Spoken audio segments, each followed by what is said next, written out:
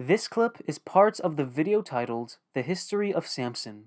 For the link to the full video, please check the link in the description.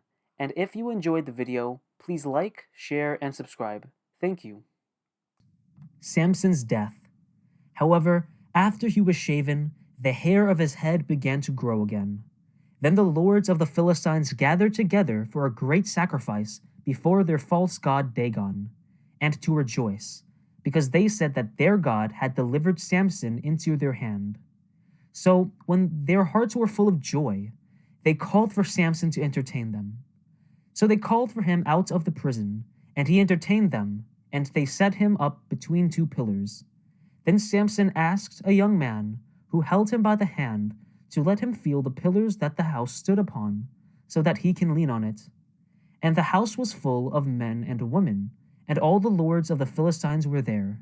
And on the roof there were about 3,000 men and women that watched Samson as he entertained them. And Samson called unto the Lord God, and asked him to remember him, and to strengthen him only this once, so that he can at once be avenged of the Philistines for his 2 eyes. And Samson took hold of the 2 pillars by which the house stood, and Samson said, Let me die with the Philistines.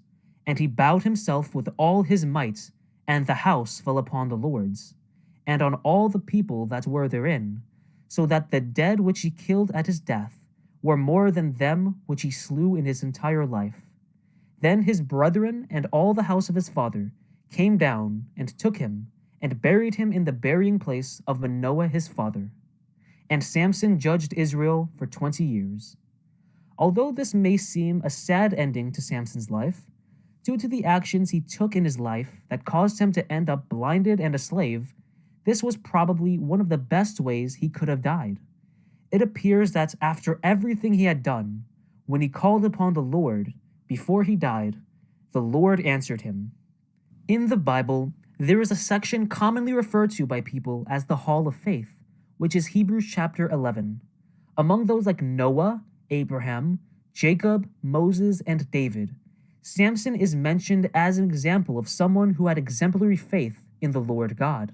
The questions that I would like to leave with you is, if your life meets its end at any given moment right now, will the report of your life say that you had great faith in the Lord?